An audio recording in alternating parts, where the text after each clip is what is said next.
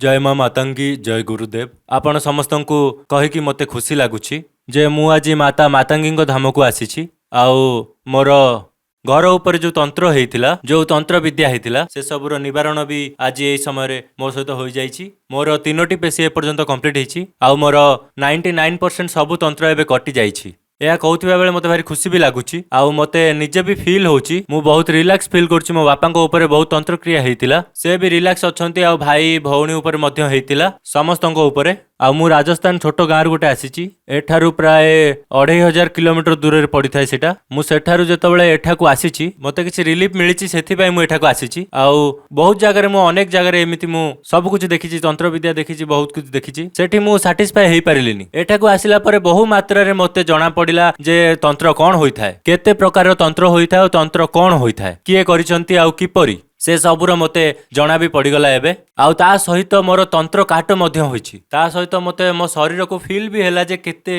अलगा अनुभव होउछि शरीर पूरा हल्का हो जाइछि तंत्र काट हेबा परे। आपण समस्त को मु निवेदन करी समस्त देशवासी को जे गोटे थर निहाती माँ मातंगी धाम को आसंतु रायपुर छत्तीसगढ़। जय माँ मातंगी।